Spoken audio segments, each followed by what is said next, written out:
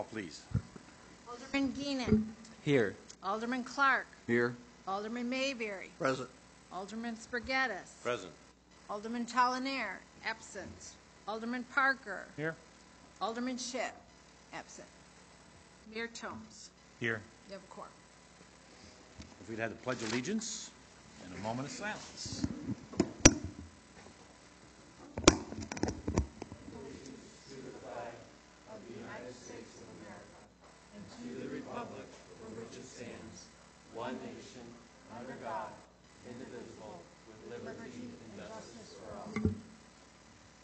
Moment of silence, please.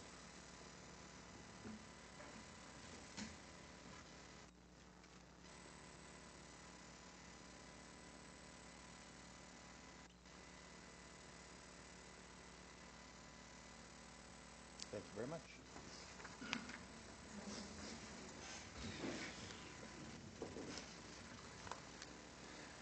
Actually, make one comment. We've already had the moment of silence, but I just want to let out there that people know that our prayers are with Stephanie Akery. She was in a serious, the mayor of Moline. She was in a serious car accident this morning and has been in the hospital. And so don't know her condition or anything else, but just want to let her know and the public know that our prayers are with her and her family and wish her a speedy recovery. Item number 5. Minutes of the November 20th, 2017 meeting. Motion to approve minutes as printed. Second. Moved and second. Any discussion? All those in favor say aye. Aye. Opposed?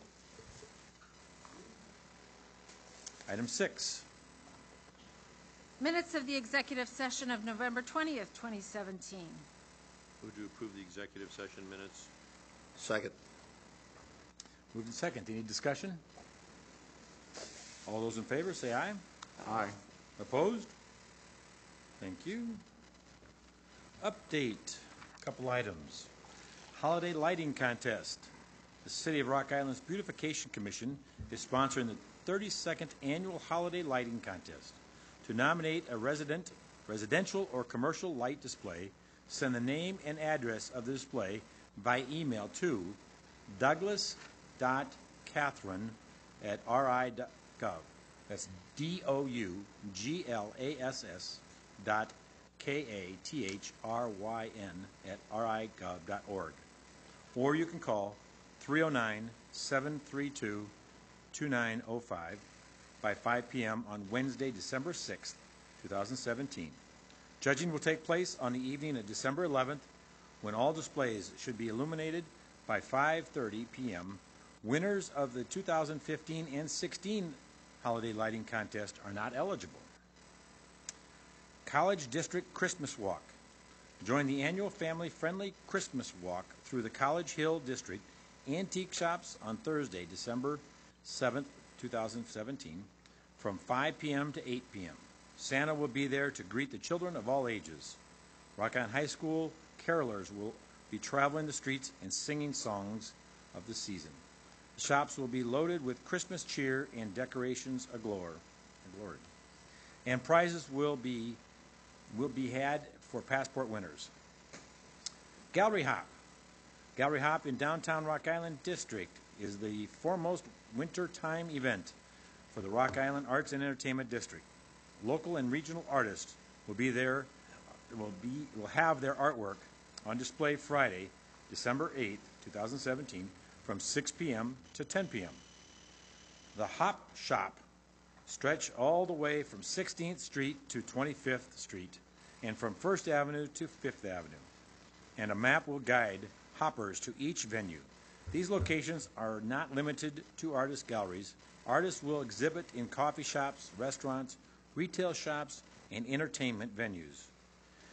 This is a perfect event to take care of some holiday shopping, all while supporting local business and artists. Thank you for that. Number 8. Presentation by Eric Reeder, Development Association of Rock Island, regarding the Hard Hat Awards.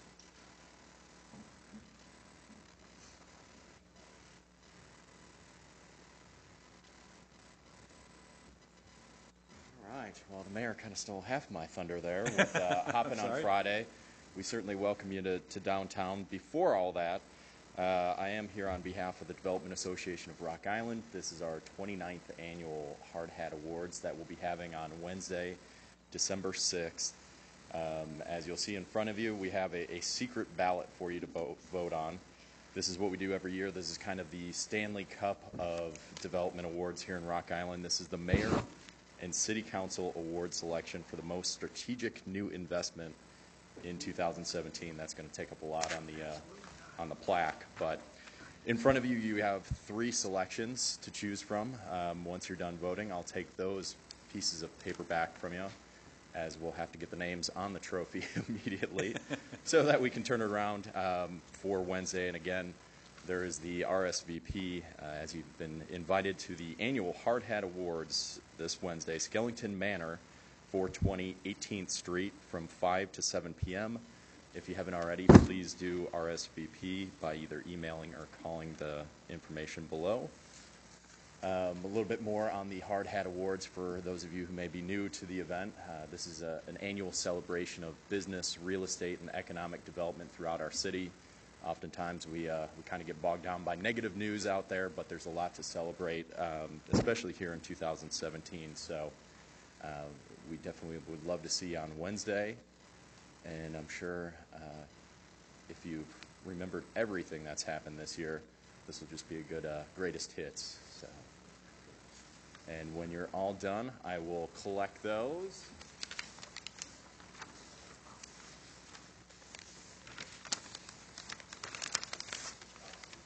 Thank you for folding. We appreciate it. Thank you, guys. Oh, geez, come on. Thank you very much, Eric. All right, we have number 9. Proclamation endorsing the efforts of the Illinois Bicentennial. Well, if anybody's around at noon, I guess we celebrated this starting then.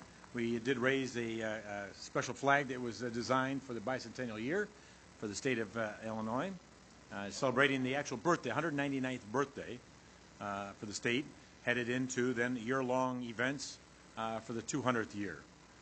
Whether we have any here, but throughout the state, there'll be a number of events going on.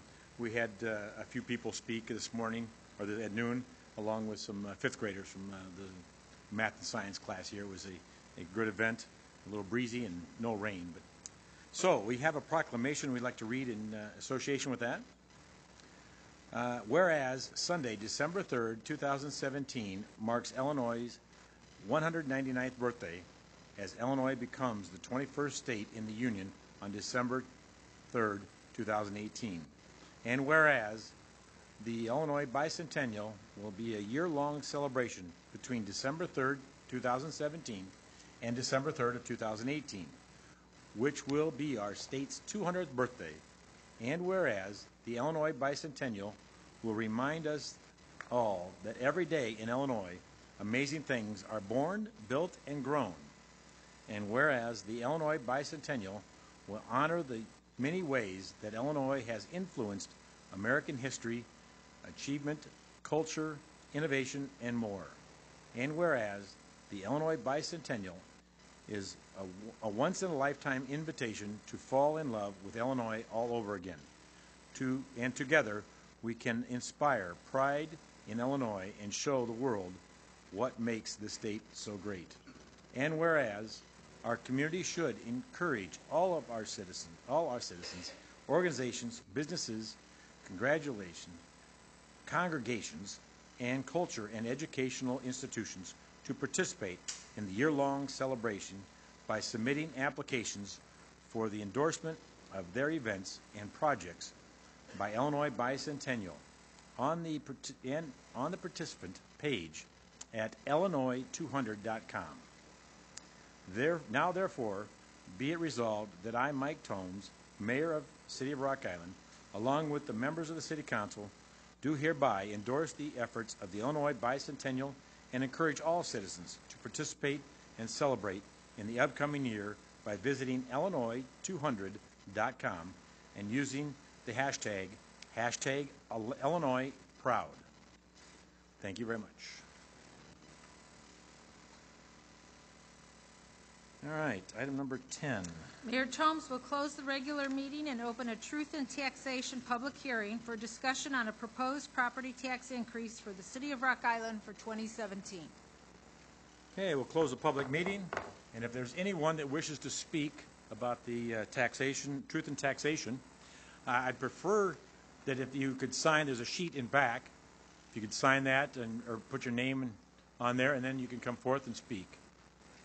Oh, okay. Stephanie. Oh, I didn't realize Stephanie had to give, okay. Yes, Okay, I'm sorry. that's okay.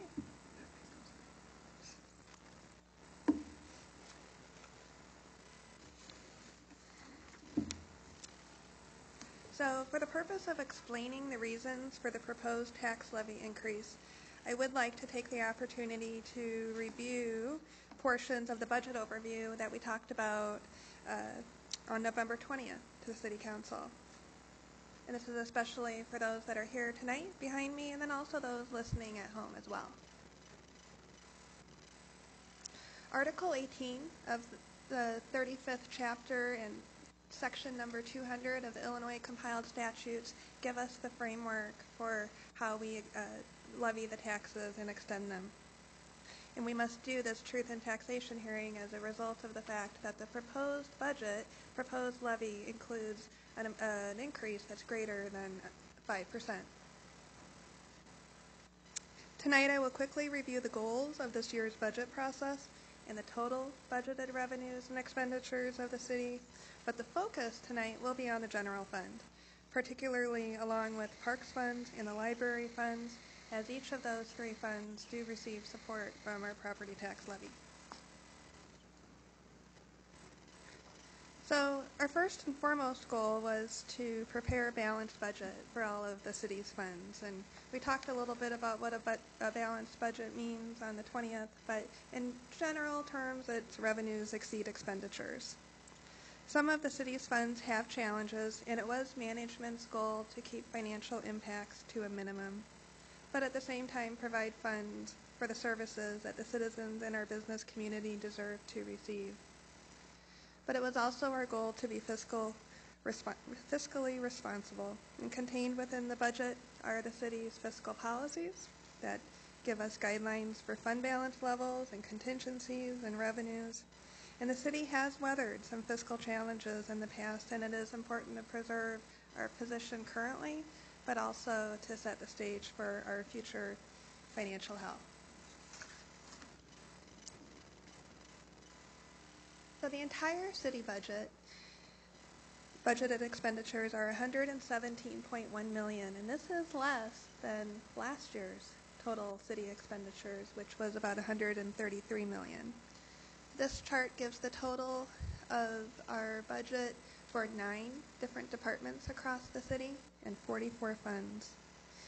The general fund, as you see, represents the largest portion of the city's overall budget at $35.1 million, and the second largest portion are the utility funds, which are water, sewer, sometimes called wastewater, stormwater, and refuse. Also shown here is economic development at some $7.7 million, which includes our TIF districts and CDBG funds.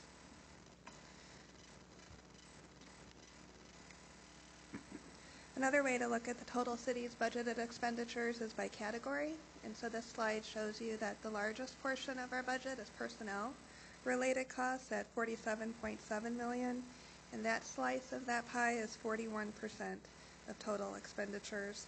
And I should note that last year, that slide, the personnel cost was $48.2 million. So it's important to note that we do have wage increases in our 6 union contracts, and police and fire pension contributions have grown. So the offset for the budget that we present to you is a result of elimination of position, planned delay in hiring, continued restructuring that has taken place, and also lowering the amount of the cost of living increases for those employees that are not within a union. We also adjusted the employer health insurance and how we fund that, so we are using a portion of that fund balances. Services at $24.6 million is about 21% of our budget, and then transfers and debt service are each about 9% of our budget. So moving on to total revenues are just shy of 116 million. Charges for services being the largest portion at 24.8 million, and that's 21% of our revenue. The majority of charges for services are contained within our enterprise funds. Those are business type funds. We've talked about that before. Those funds have charges for services that mostly support their operations. Debt proceeds category reflects the loan proceeds that we will receive from the Illinois IEPA or Illinois EPA to reimburse us for our costs related to the water treatment filter building. Local and state taxes at 22.6 million include taxes like income tax, gaming tax, sales tax, and property taxes. The subject of tonight's meeting is 17.9 million of our total revenues.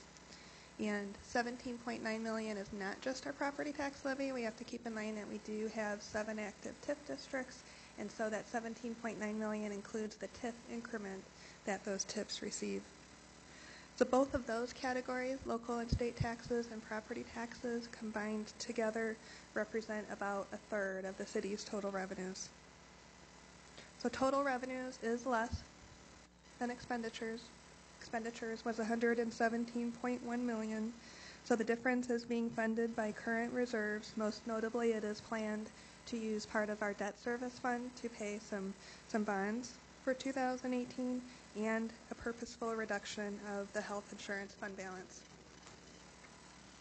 So speaking of state and local tax, this is a good time to move on to the general fund. The last few years, balancing the general fund has been a challenge, especially with flat revenues. At the beginning of this budget season, one of the guidelines requested of directors was to reduce their overall general fund expenditures by 5% over the current budget. This percentage was derived from projected general fund revenues at that time, which was about May, and naturally increasing costs, mostly those associated with personnel costs. At the time of guidelines, we did know our actuarially determined police and fire pension costs. So a 5% reduction is what would have been needed to present a balanced general fund budget to you all. Departments did struggle with this request, and concerns were raised about impacting services, but then in midsummer we did get some news, and that's the news that we depict up here on this table. So initially the Department of Revenue did notify us that they had overpaid us $82,000 in prior years, and while they gave it to us over several years, they wanted it all at once, so they wanted to take $82,000 from us this summer, which they did. Second, as the state passed their budget in early July, they announced that they were cutting municipal income tax by 10% in the current year that we're in right now, because their fiscal year begins July 1st. The third thing was the new sales tax administration fee. 2% of the sales tax administration fee for us equals about $45,000 a year. For the state, that equals about $60 million in new revenue as they take that from all of the taxing districts. The final piece of news from the state this year was in August. They informed us that PPRT would be reducing by 23%. So this table here shows you the financial impact to the city for the remainder of the year that we're almost finished up now, but also the impact for next year. And so the total between those two is about $1.7 million. I mentioned that one of our budget challenges is rising police and fire pension costs, and for this time period shown on the screen, these costs have risen $2.5 million. These costs are calculated by an actuary using various assumptions, and the city then funds that cost provided by the actuary through the property tax. During this time period, the solution for funding was to reduce the general fund's portion of the tax levy, and I will show you a picture of that soon. And so basically we kept the overall tax rate even. Police and fire pensions are state mandated and were earned by our current and former police and firefighters. And the city does stand by its obligation to fund them, but at the same time is cognizant of the budgetary impacts. Another challenge that is much of a local government's expense is related to personnel, since we are in the business of service. Over 70% of our operating costs relate to personnel. The majority of employees are subject to collective bargaining contracts with negotiated pay increases over a 5-year period. In addition, healthcare costs continue to increase at a rate that's higher than the Consumer Price Index or inflation. It is estimated that personnel costs increase over $1 million annually just in the general fund alone.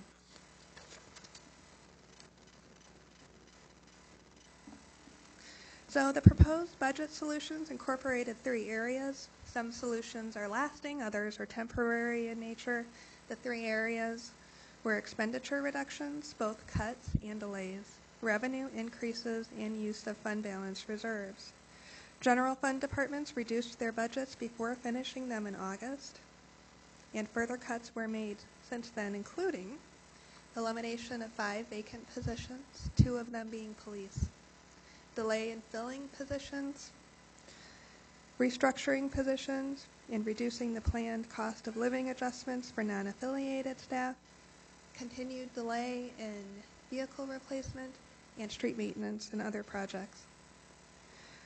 Revenue increases included ambulance fees and gas tax, which we will talk more about those next week, and then of course property tax, which we are looking at tonight. And I already spoke about the use of reserves. So the total general fund revenues are $35.2 million, which is a $961,000 increase from last year, or 2.8%. The budget contains $35.1 million in expenditures, which is a $243,000 increase, or 0.7%.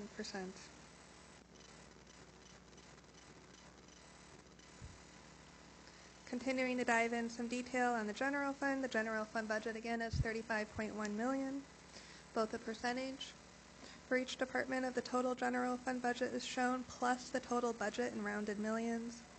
Police constitutes the largest share at 40% and $14.2 million. Fire, 28% and $9.8 million.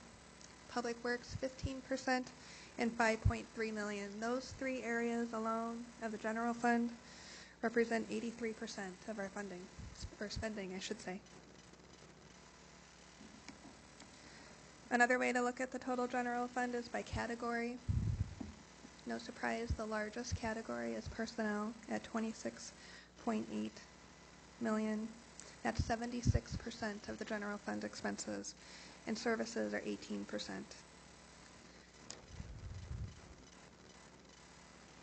Looking at the detail of personnel expenses, our largest portion of the budget, pension, so it's not just salaries. The salaries are about 57% of the total personnel costs. The second largest part is pension, and pension is not just police and fire here. This is also IMRF and Social Security and FICA, and so Social Security and FICA is 7.65%. So when you're talking about salaries, how many employees are you referring to? So total employees is within the budget, and it's about 431. And that includes fire and police officers? They're all included? Mm-hmm. It's good to point out that there's so much detail in that budget document, and I forgot to mention that our budget document is on the website and prior budgets as well. In the miscellaneous section at the back of the budget are some great tables that actually show the total FTEs by department for several year period, and I have schedules that go back even farther, and that's one of the ways that we've balanced the budget over the years is continued reduction in personnel. Doing more with less as we go along, that's for sure. So that pension cost translates to 52 cents for every dollar of salary. The top 3 portions, salaries, pension, and health insurance, make up 94% of our total personnel expenditures. So let's look at Park and Library real quick, since our tax levy does support them. Parks and Recreation Fund is an enterprise fund, which I talked about. In addition to user fees, this fund receives property taxes, and property taxes make up 33% of their overall revenue. Personnel makes up 43% of their total expenditures. And then we have the library, and the library is what you would term a governmental fund and is therefore supported by property taxes in its majority. They do have limited user fees in the library, and proposed expenditures for 2018 are $2.6 million, and their revenues are about $2.5 million. And the proposed property tax is 82% of their revenues. And then personnel is 65% of their budget. So property tax related to the levy is proposed at $12,384,168, and this is an increase from last year's levy of $1.1 million. 54%, that largest slice there, of this proposed levy is allocated to supporting police and fire pensions. This table breaks down last year's levy and this year's proposed levy by component or portion. General fund operations, that first row, would receive 13% of the total property tax levy, so $1.6 million of the $12.3 million levy. The library and parks and recreation show an increase of 1.83%, as you can see there in the last column. That 1.83% matches the December 2016 CPI, and last year these two funds received 1.48% increase. It is proposed that the public benefits part of our levy, which is basically supporting debt service bond related costs, we're proposing to lower that portion of the levy to help offset the increase. Included in this table is the city's property valuation, which is part of the formula to calculate a taxing body's property tax rate. This past August, the county notified the city that the valuation would tentatively increase 0.73% to $475 million. It is important to note that there are times when the final valuation is different than the estimate. A lot of people are protesting their taxes, etc. And so all of those pieces of business get finished and become part of our total valuation. So in fact, last year the final valuation was higher than estimated, which lowered the city's expected tax rate from 2.4002 to what you see up here, 2.3882.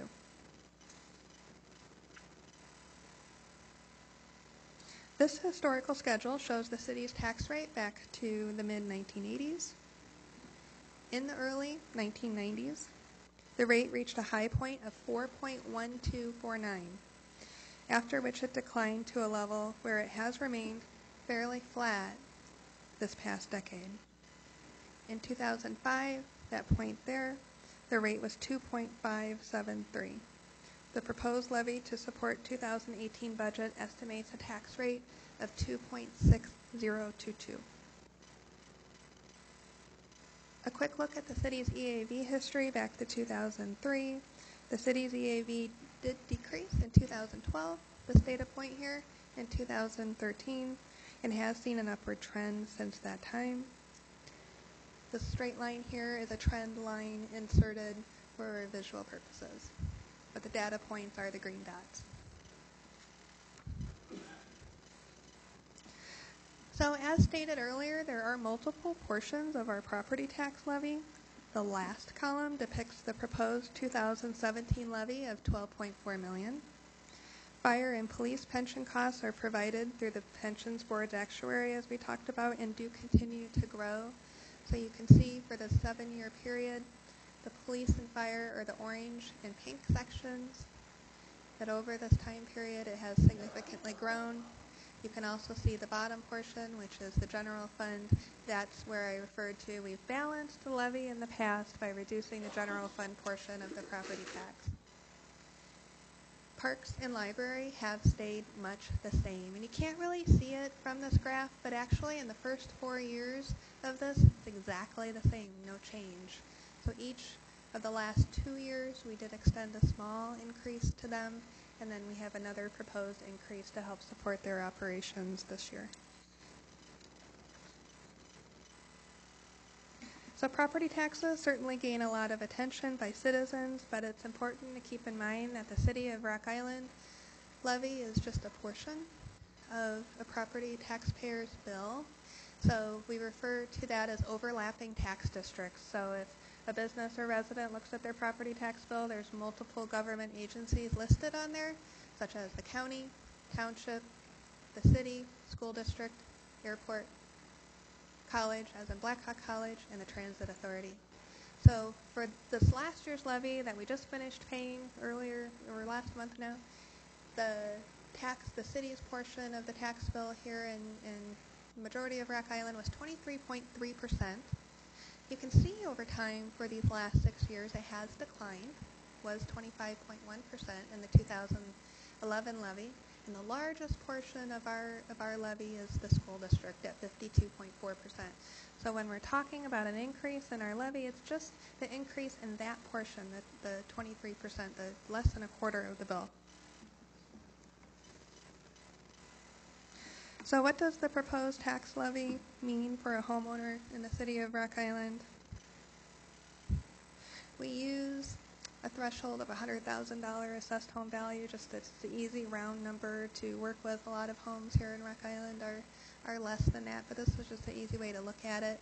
So this third column represents the proposed 2017 levy and a rate of 2.6022 given what the county has given to us. And that would mean that the city portion of that bill would be about $711. This table gives you the breakdown between the portions of the levy, what it's funding, the largest portion being police and fire, followed by the library and then parks. For representation purposes, we do still show this 2005 column, 2.573. So it is interesting to see the difference from 12 years ago to now. But this difference column, I just wanted to point out, is actually the difference between the last two columns. So it's the difference between last year's tax levy and this year's tax levy. And what that means is about a $58 increase on an annual tax bill. And if you break it down into a month, it's $4.87 a month. So in conclusion, a mix of solutions was used to present a balanced general fund budget: increased revenues, staff cuts, reduced spending, deferred spending, and one-time use of reserves in order to continue to maintain a high level of service. Some of these actions are difficult, but through them, if supported, allows the general fund to maintain a 90-day reserve fund balance and hopefully preserve the city's bond rating.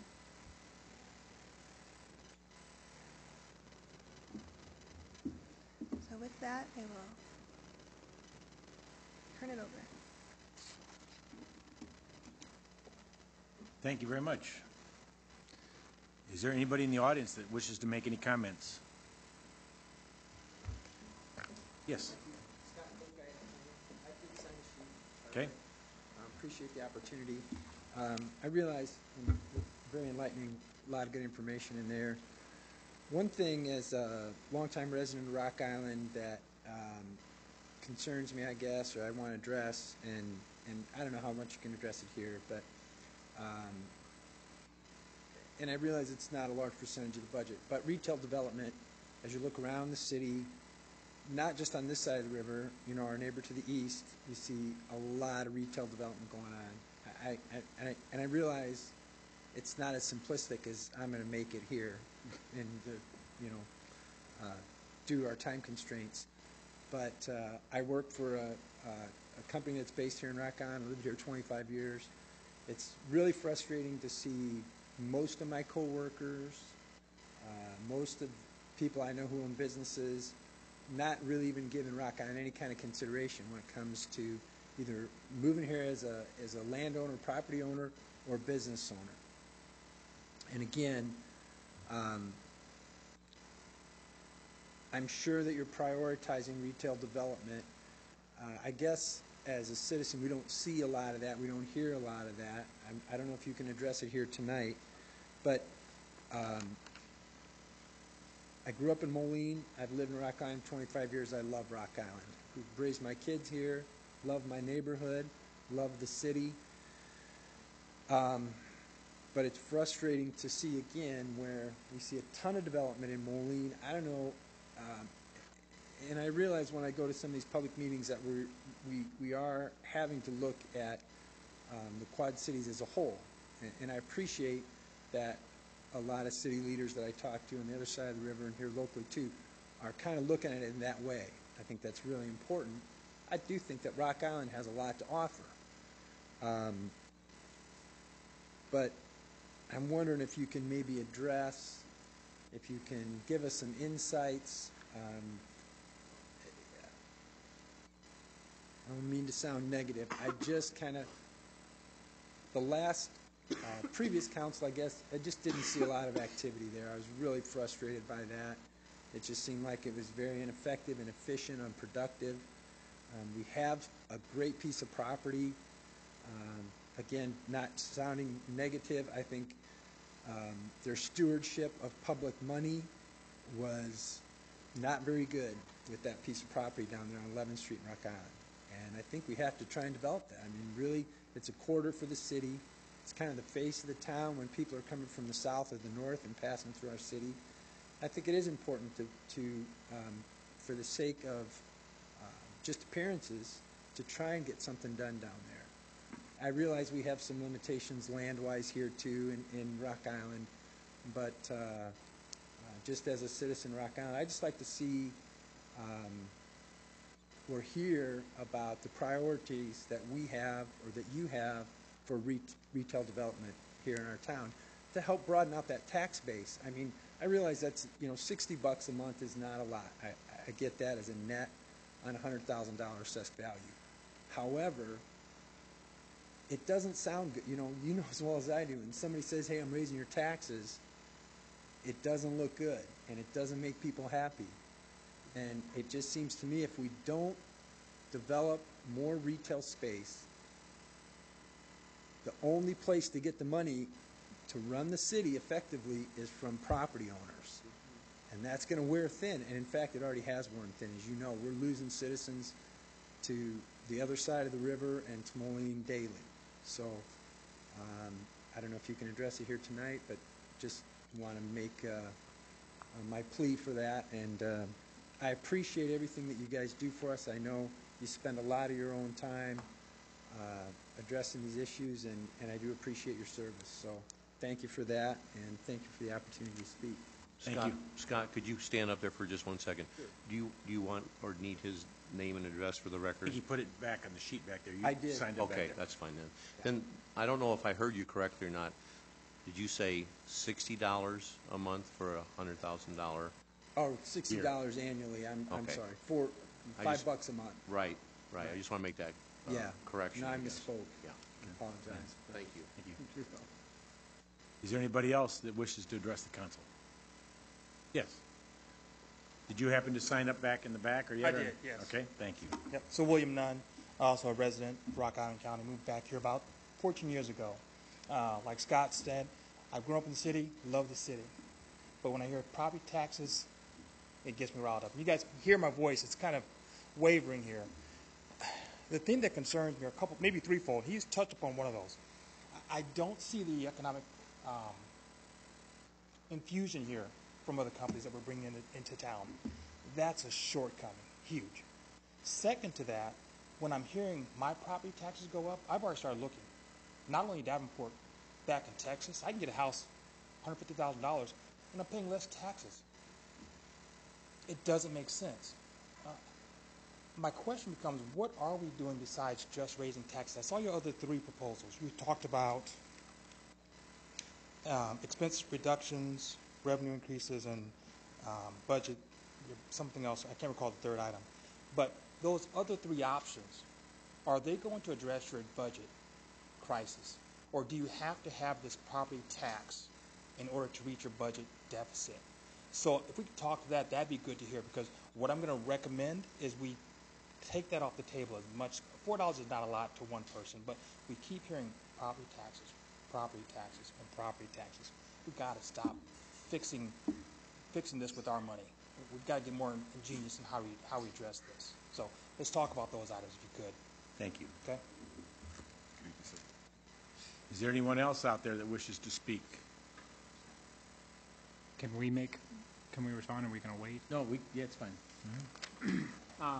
Well, both of you bring up very good points. I would just like to touch on the efforts to expand retail here in the city of Rock Island. I represent the 5th Ward, which is most of downtown. And to no surprise, a lot of the times I get questions of, what are you doing about expanding retail possibility in downtown, right? A lot of it is stuff that doesn't make the headlines. Things that make the headlines is property taxes are going up in Rock Island, right? A few months ago, we did have a development agreement with Saratoga Capital Group to redevelop a $10 million redevelopment plan to redevelop the Best Building, Vandergenst Law Building, Riverview Lofts, I think it's also been referred to as. So, I mean, there's a $10 million development plan going on in downtown Rock Island right now.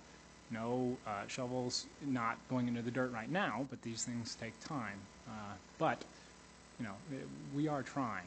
And then also, regarding downtown retail development, I'm a new member of the council here, and when running for council, I talked about getting our downtown listed on the National Register of Historic Places. If you have a district that's on that register, it opens up the possibility for a developer to have 20% tax credits from the federal government to develop a historic site. Downtown Davenport, downtown Moline, both of these places that a lot of people, yourselves included, referred to as success stories are listed on these national registers. So they're able to offer developers 20% tax credits. So, you know, we, as part of this council, our strategic plan for this year said, well, let's get our downtown listed. It's going to be a long process, no doubt. I mean, it's a lot of work. It costs money to do, but that's just one way that we are trying to be able to leverage development in at least downtown, and I'm sure if somebody else wants to talk about 11th Street, there's work being done there. Unfortunately, a lot of the time, this stuff doesn't get captured in the news or the headlines, but we are trying to create an environment in which businesses can grow and prosper here in Rock Island. Yeah. So the $10 million development plan that you have on the books, how sure are we that's going to actually come to fruition? Or is it, say, 90%, 8%? Where are we on that? I mean, I can't really give a number value. If we have an agreement with the developer, as long as they, you know, dot all their I's and cross all their T's, we've done our part of the job. We've offered a package to the developer and all that good stuff. We just need to make sure that the developer does their end. Okay, so they've signed off, or they have not signed off? Yeah, we have an agreement. Okay. Yeah. If I can ask, what do you think are some of the biggest challenges that we face as a city in terms of retail development? Can I take a stab at this one? I got it. So, I ran for city council in 2015 on the platform of what you talked about, sir, in regards to what was happening on 11th Street and what was happening with Big Island. I wrote a letter to the editor within days of the announcement that the city was going to be spending that money. For some reason, it was so clear to me what was going to happen here, that the cart was so far ahead of the horse that we were in trouble. But correct me if I'm wrong, we did not have a signed agreement ever before. We did. But I want to touch on why I think that was happening, is because exactly what you were talking about. Leadership at that time saw that this city didn't have the retail base that we needed. They saw in the future what we're seeing right now, that as time would go on, more and more of the burden of running the city was going to fall on the property tax. And so it was a move based, I would say, in good intentions. And we have the comfort and the convenience of the hindsight criticism. Now, I have a different take on, so obviously I ran to try to change that, to do something about that. And so this is me talking as the 6th Ward Alderman. I'm not speaking for the council here. So where we're at now, this council and the mayor, the city manager, our community and economic development director, our finance director, public works director, internal move up. But we have a new team in place is the point I'm trying to make.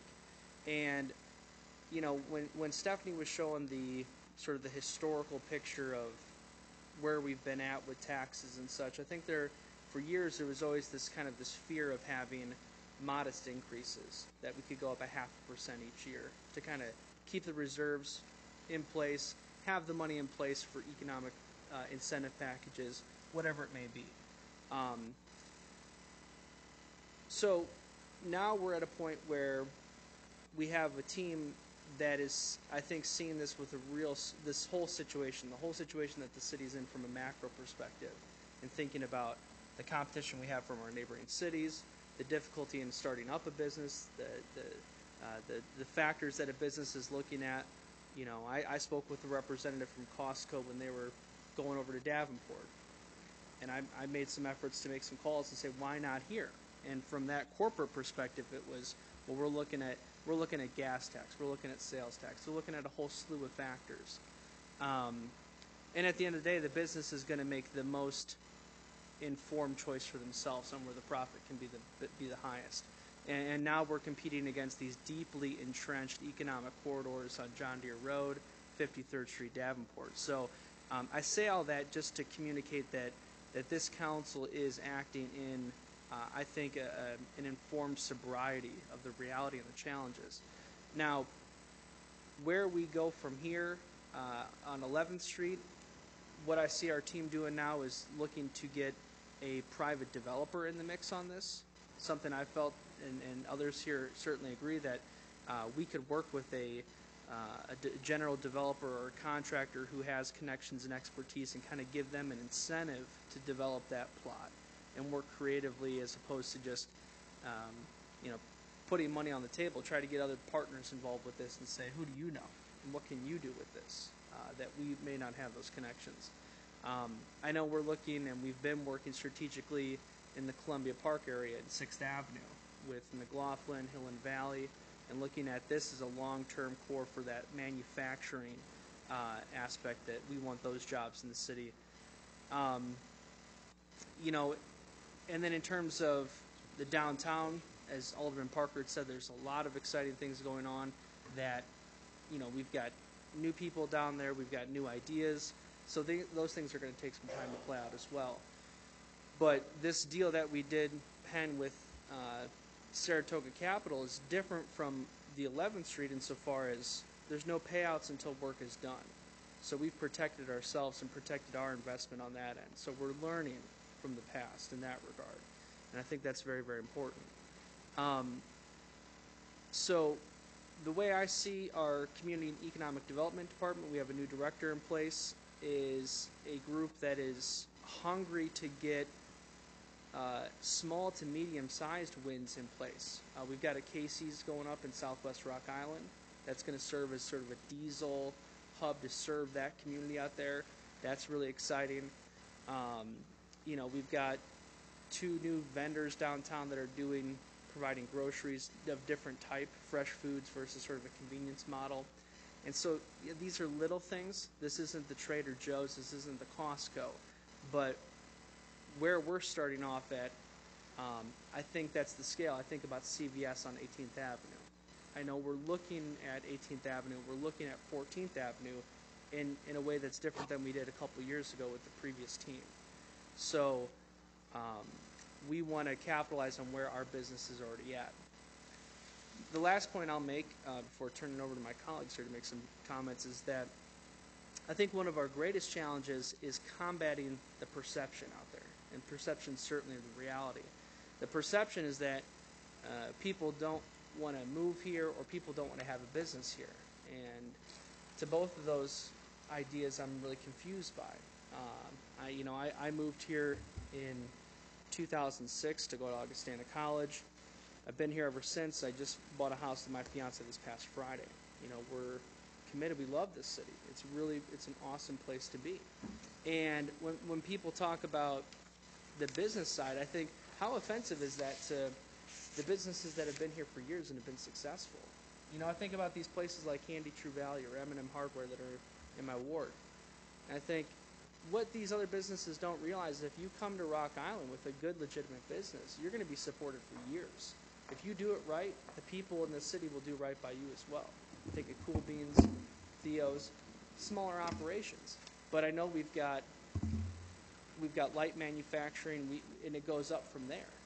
Professional engineering services, people who are happy to be here. And I think the taxes that we pay in this community, I can't speak for any other city, but I think we do have a robust Parks Department, a very robust Public Works Department that's very capable. Our Community and Economic Development, working with neighborhood associations. And these departments are you know, we've got about 400 people working with about 40,000 people every day of the year. And I did a little look at the population numbers, and I know people like to say, well, this is where we used to be. 1961, we were 51,000. It's 57 years ago. Where we're at now. You know, so we see a major drop from 1970 to 1990, from 50 to 40,000. But from 1990 to present day, we see 40,000 to 38,000. So the trend is still there, but the rate has dropped dramatically. I see some stabilization in that. Now, if we can get back up to 50,000, I think the future of that vision of Rock Island is in Alderman Mayberry's ward. Not to speak about the second ward in that regard, but I'd love to support this council and Alderman Mayberry on new housing development. Because if we can get more homes, new single-family homes, anywhere in the city, but in particular in Southwest, that's a win for everybody. So I know that was kind of long-winded, but I just mean to say that I think we're working with the full picture here. And these Hard Hat Awards, we're going to be, you know, something I think we do well is we honor and acknowledge the people who've made investments in businesses. That's going to be a fun event this Wednesday.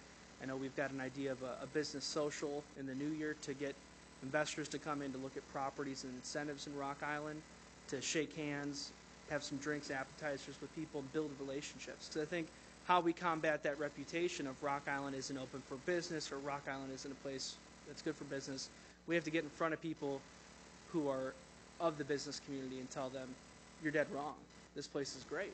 And it's just as good as Moline. It's just as good as Davenport. And if you put up a business here, our residents have money. They're going to spend it. They're spending it everywhere else, and they want to spend it here. So that's my 2 cents on the top. You're welcome. You're welcome.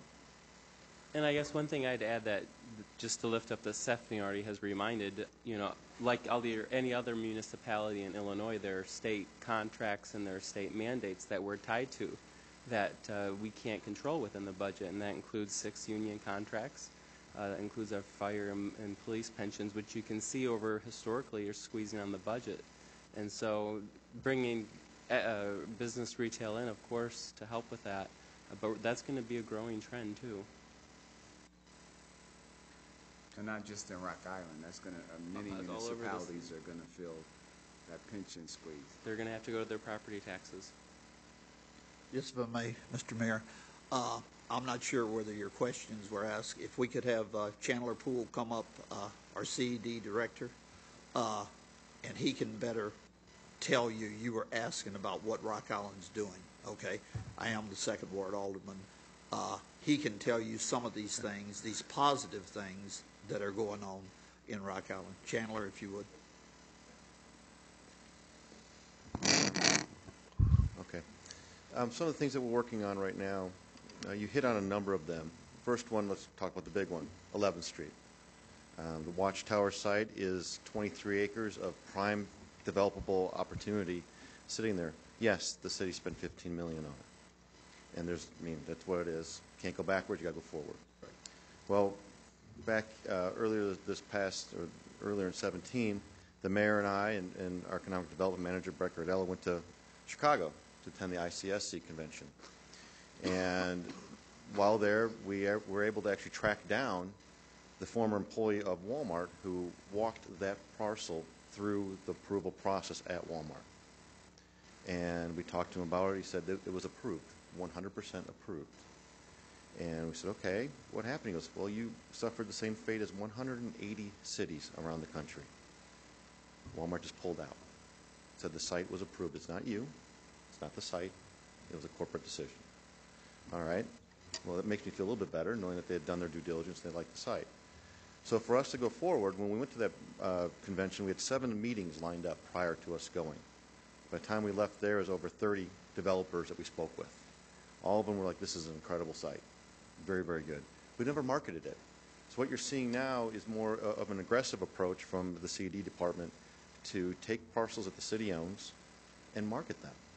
Get the word out, not just locally, regionally, working with some national firms to say, this is what we have. Talk to us, show us, look at what we have. This is great stuff.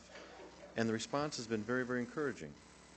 And that makes me happy, knowing that the 11th Street site is getting some attention. One of the things that that we know it is a grocery desert. And so we did engage the services of a group to help us understand how a grocery store works. What are they looking for when they look for a new location? What kind of data would support their decision to come to a new location? And we're waiting for that report to come back now. They came here about 2-3 weeks ago, I believe, and they went to every single flavor of grocery store you can think of in the Quad Cities to see them, to see what the competition would be.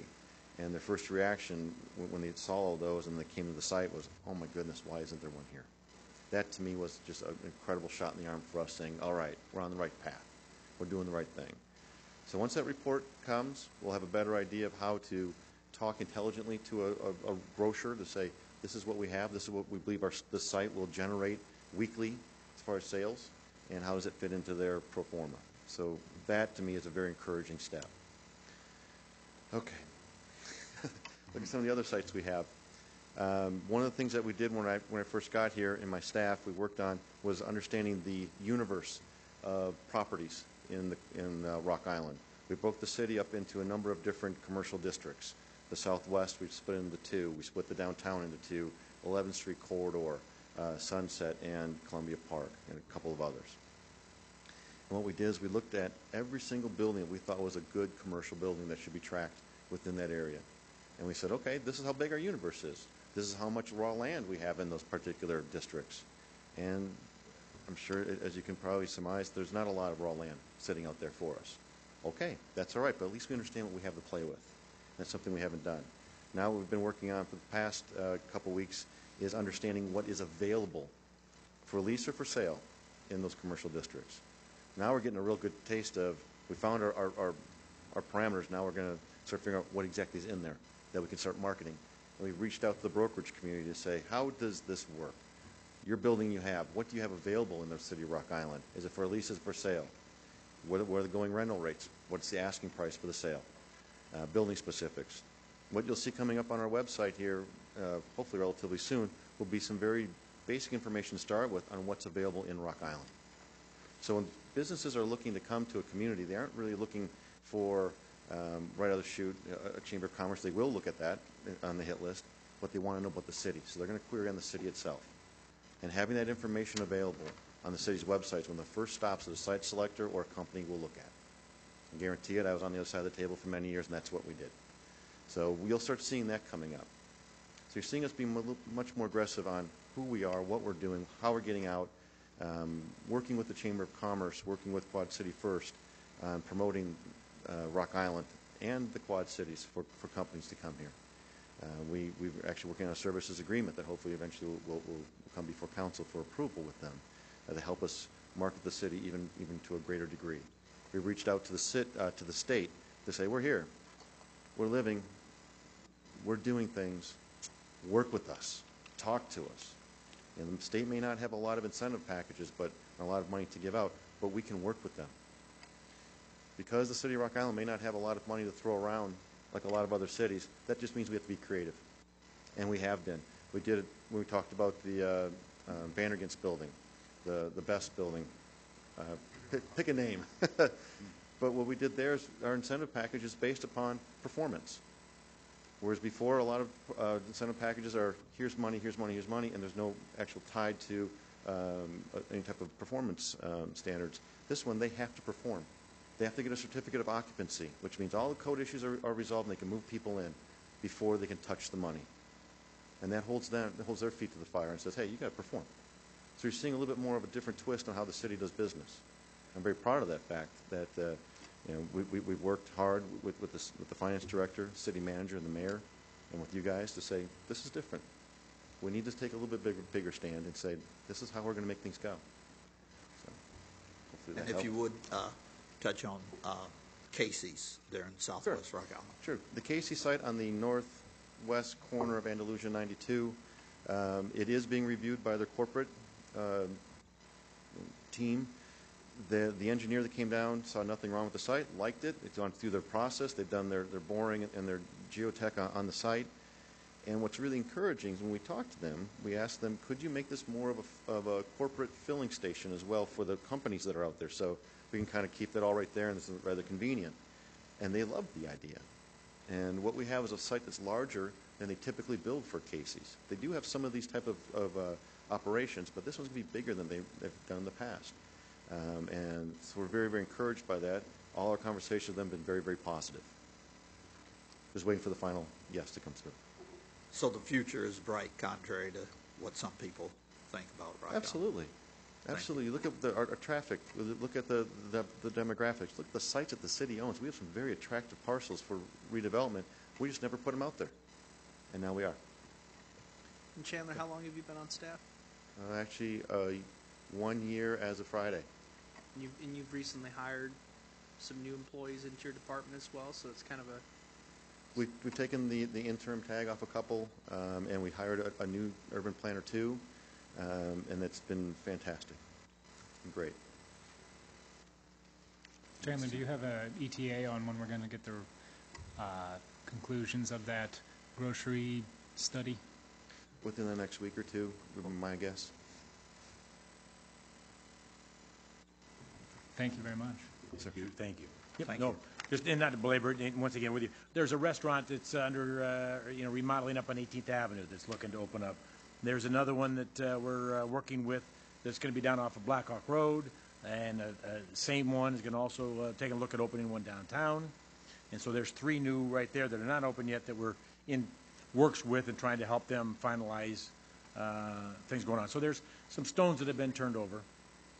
One last comment I get: make sure that when you're looking at, when you're talking to people about moving and they talk about the Iowa side, is comparing apples to apples. Property taxes isn't the only issue. If you take a look at license plate stickers, a lot more expensive than the Iowa side. Income taxes are more expensive than the Iowa side. They tax pensions on the Iowa side and they don't in Illinois. And the site, as square footage you get in your in Iowa versus Illinois is different also. So hopefully encourage people to make sure they're comparing apples to apples. I'm not saying it's bad on the Iowa side or it's great here, but it's fair to not just property taxes. People use that quite often, and they need to make sure that they took a look at all of those avenues. Okay. Thank you very much. If there's no one else, I will close the public hearing and reconvene our regular meeting.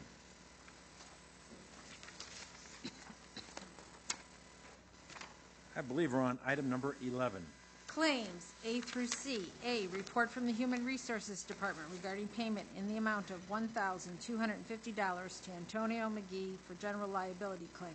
B, report from the Public Works Department regarding payment number 2 in the amount of $141,183 to Civil Constructors Incorporated of East Moline, Illinois for the water filtration facility project for services provided from October 14, 2017 through November 13, 2017. And C, report from the Public Works Department regarding payment in the amount of $28,607.13 to CJ Now Plumbing of Rock Island, Illinois for the relocation of the sanitary lateral for 3206 14th Avenue. Move to accept the reports and authorize payments for claims items A through C as recommended. Second. Second. Any discussion? I have a question about item 11C regarding and this is a Public Works question, regarding what was described in the report as an illicit connection, which basically meant an illegal or not up to standard. fancy way of I saying had to look it up to be sure what they meant by that. So, this connection, was that something that the city did years ago, or do we know anything about it? We did some inspection records searching on the particular property, and there had been no plumbing permits pulled at that piece of property, at least in the past 3 decades. So it's been in there for quite some time. Whether the city did it, homeowner did it, that we don't have any idea. Okay, thank you. Sure. More questions for me? it. Roll call, please. Alderman Geenan. Aye. Clark. Aye. Mayberry. Yes. Spargettis. Yes. Parker. Aye. Ship. Aye. 6 ayes, no nays, motion carried. Item 12. Claims for the weeks of November 17th through November 23rd in the amount of $104,979.33, and November 24th through November 30th in the amount of $1,067,048.17, and payroll for the weeks of November 6th through November 19th in the amount of $1,453,910.04. Who to allow the claims in the payroll? Second. Moved in second. Any discussion? Roll call, please. Alderman Geenan. Aye. Clark. Aye. Mayberry. Aye. Spargettis. Yes. Parker. Aye. Ship. Aye. 6 ayes, no nays, motion carried. Item 13. Report from the city clerk regarding requests from the College Hill District businesses for permission to place signage in the city's right-of-way and decorate street lampposts between 12th Avenue and 14th Avenue along 30th Street, and for sound amplification for their Christmas Walk event to be held on Thursday, December 7th, 2017, from 5 p.m. to 8 p.m. Move to approve the request as recommended, subject to removing signage and decorations after the event. Second. Moved in second. Any discussion? All those in favor say aye. Aye. Opposed? Carries. Item 14, other business. I guess I would just thank Public Works Department for extending the free pickup for leaf bags, and also for the green yard waste containers to December 15th. That was, I think, a great help to a lot of people. Thank you. Absolutely. Item 15. Motion to adjourn? So moved. Second. Those in favor, say aye. Aye. Aye. Opposed? Adjourned.